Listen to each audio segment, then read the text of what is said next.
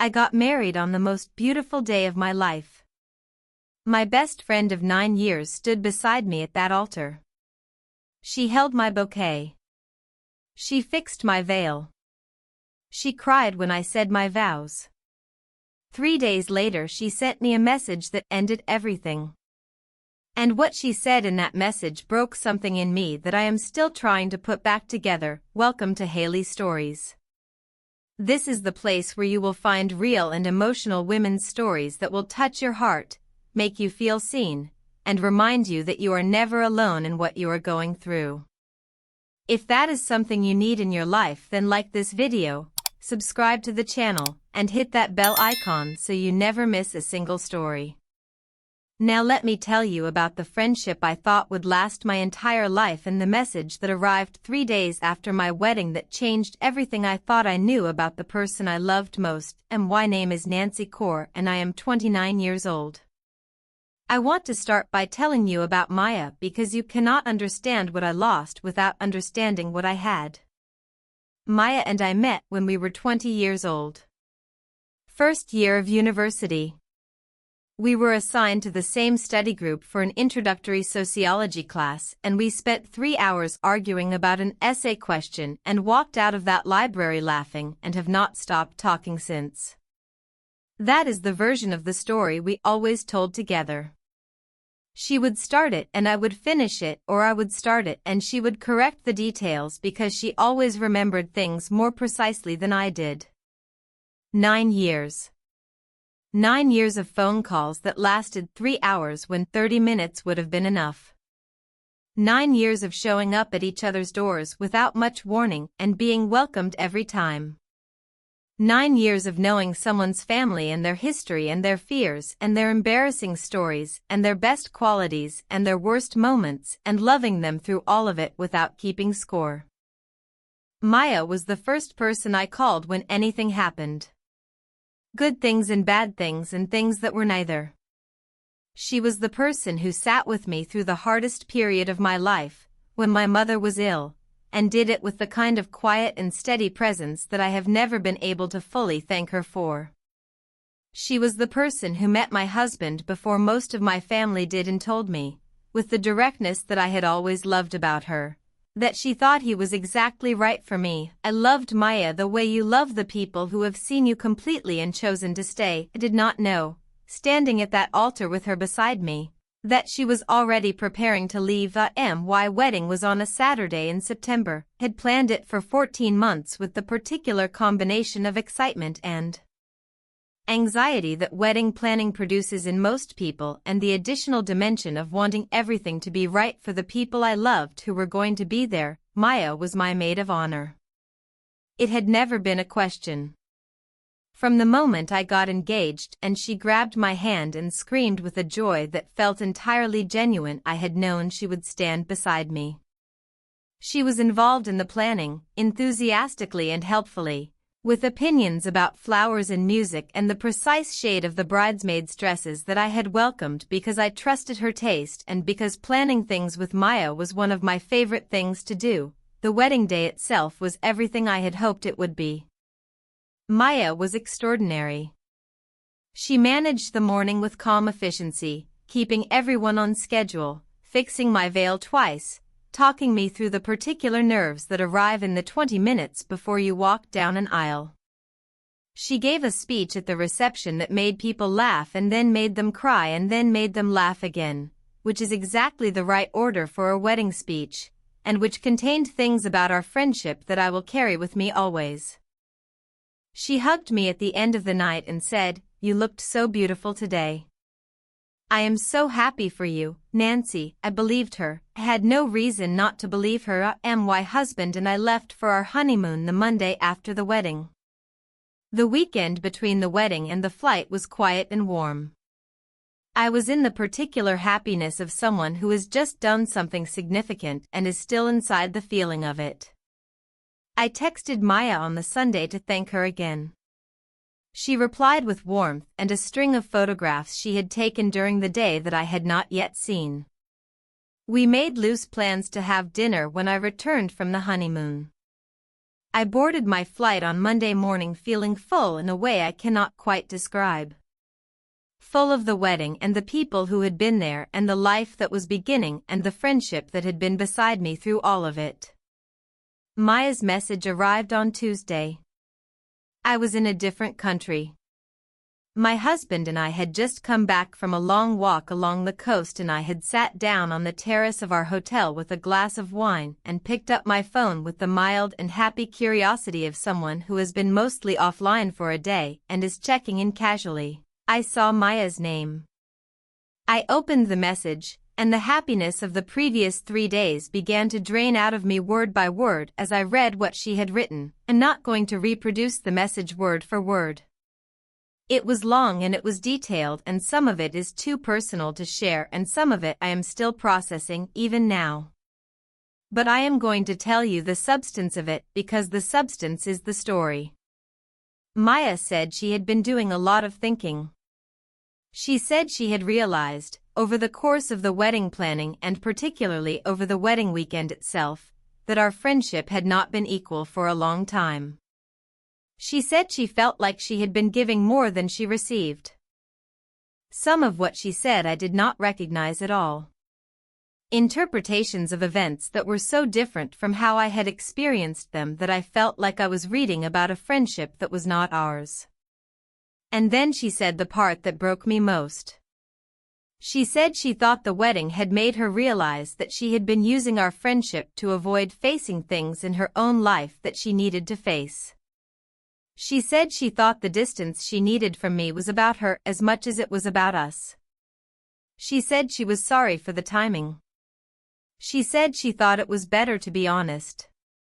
She said she needed to end the friendship. I put my phone down on the terrace table. I looked at the coast. At the water catching the late afternoon light. And I sat with what had just happened in the particular stunned silence of someone who has been hit by something they did not see coming, did not respond that day. I told my husband that evening. I showed him the message. He read it carefully and then he put his arm around me and said, "I am so sorry, Nancy. I am so sorry this happened now." He did not say anything else for a while, and I was grateful for that. I did not need analysis or perspective or the reasonable observation that maybe there was something to what Maya had said. I needed someone to sit with me in the fact of it, and he did that. I cried that night. Not dramatically. The quiet kind of crying that happens when something has been absorbed rather than when it is still a shock. Because the shock had passed quickly. And what replaced it was something more complicated. Part of me was hurt in the clean and simple way that you are hurt when someone you love says they are leaving. Part of me was confused by some of what she had said and needed to understand it better, and part of me, the part one was least prepared for, recognized things in her message that I could not entirely dismiss. Not everything. But some things. That recognition was the hardest part. Because it meant the situation was not simple. It meant there was not a clean version where Maya was wrong and I was innocent and the friendship had ended for no good reason. It meant the truth was more complicated than that, I wrote back 4 days later. On the last day of my honeymoon. I had thought about what I wanted to say for 4 days. I had written drafts in my head and discarded them. I had gone back and forth between wanting to defend myself and wanting to understand and wanting to grieve and wanting to fix it, and eventually I understood that I could not do all of those things in one message. So I chose honesty. I said that I had read her message many times. I said that some of what she described I recognized and some of it I experienced very differently, and that I thought both things could be true at once. I said that I was sorry for the times I had not shown up the way she needed. I named specific things she had mentioned and I acknowledged them without qualification. I said that I did not want to lose her. That 9 years of friendship was not something I could read about in a message and simply accept as finished without trying to understand it better. I said I thought we owed each other a real conversation. Not messages. A real conversation where we could both say what was true and both hear what the other person was saying, that I understood if she was not ready for that immediately. But I asked her to consider it. Then I sent it and I closed my phone and I went to find my husband and we had our last dinner of the honeymoon at a small restaurant near the water and I tried to be present for that dinner even though part of me was somewhere else entirely. Maya did not reply before we flew home. Coming home from a honeymoon is always a slightly strange experience. The ordinary world reasserts itself with an abruptness that takes some adjusting to. Coming home from my honeymoon to the silence of Maya's not responding was stranger than that. I found myself doing things I had done 1,000 times before, making coffee in the morning, getting dressed for work, coming home in the evenings, and reaching automatically for the habit of telling Maya about them, and then remembering. That remembering was its own kind of grief. Not dramatic. Just a constant small interruption. A habit with nowhere to go. She replied 2 weeks after I came home. Her message was shorter than the first one. She said she appreciated what I had written. She said she was not ready for a conversation yet. She said she needed more time. I said I understood. I said I would be here when she was ready. 3 months passed. She did not reach out. 6 months after the wedding, Maya called me.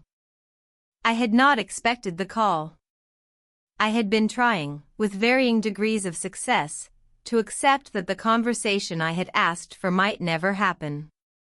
That sometimes people say they need time and what they mean is that the time they need is permanent. When I saw her name on my phone, I sat down before I answered it. She sounded different. Not cold. But careful. Like someone who had prepared for something. She said she had been in therapy. She said her therapist had encouraged her to have this conversation because leaving it unfinished was not doing either of us any good. I said I was glad she had called. We talked for 2 hours. It was not an easy conversation. She said things that were hard to hear and I said things that were hard to say, and there were moments when we were both quiet for longer than was comfortable and moments when one of us said something and the other one said yes, yes, I know, and it felt like the recognition of two people who had known each other for a very long time. She told me things about that period of her life that I had not known. Things she had been going through that she had not told me. Ways in which she had been struggling that she had hidden because she did not know how to ask for help and had instead built a story in which I was the reason she was not getting it. I told her things too. Ways in which I had felt the friendship shifting and had not said anything. Ways in which I had been afraid of her honesty and had avoided things because of that fear. We were both, it turned out, imperfect people who had loved each other imperfectly for 9 years and had not always said the things that needed saying. Maya and I are not what we were. I want to be honest about that because I think pretending otherwise would be a disservice to anyone listening who has been through something similar and is hoping for a clean resolution. We talk sometimes. Not every week. Not with the ease and frequency of before. There is a carefulness between us now that was not there before, and I do not know if that carefulness will ever fully go away. But we talk. And when we talk, it is honest in a way that our friendship was not always honest before. Which is something.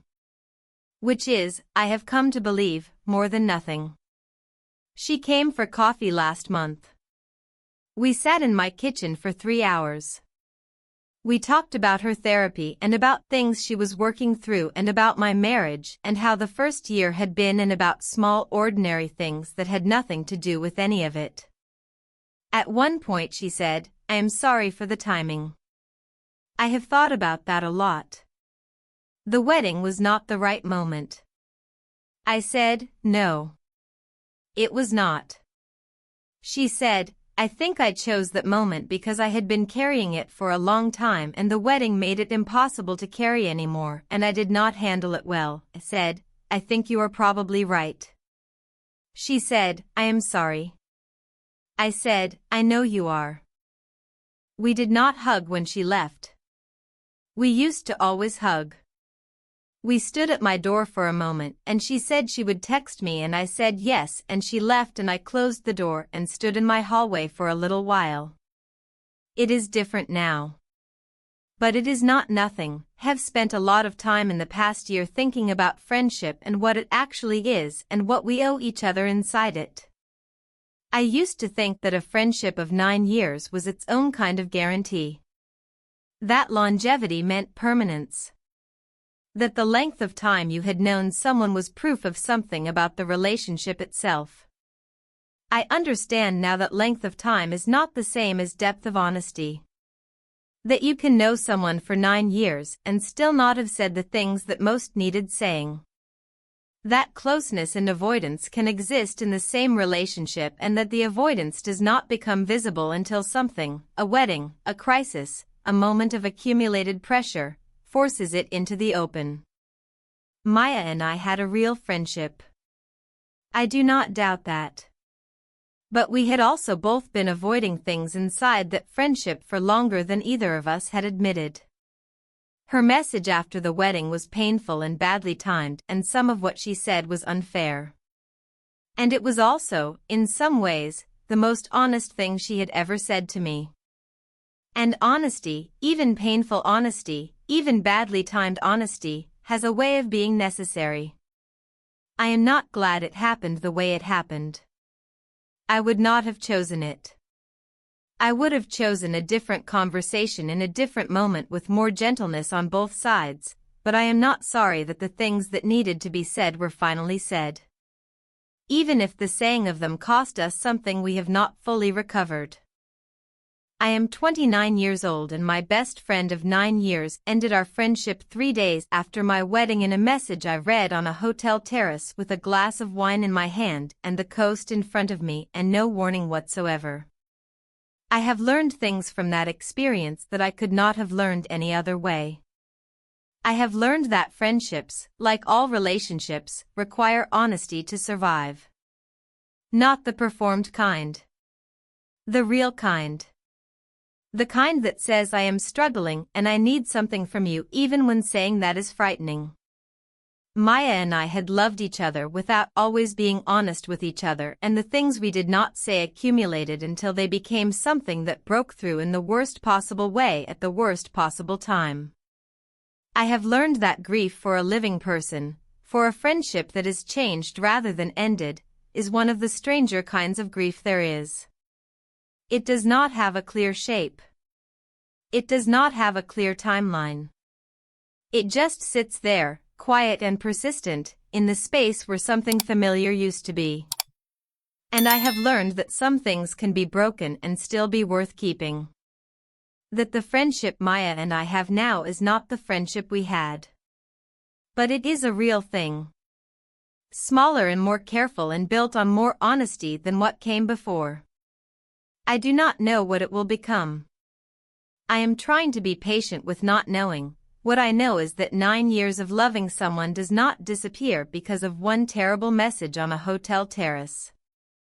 It changes shape. It becomes something different. But it does not disappear. My name is Nancy Kaur. I am 29 years old. My best friend ended our friendship after my wedding. What she said broke me more than I expected. And I am still here. Still putting the pieces back together. Still hoping. That is my story. She ended it in a message. 3 days after the most important day of my life.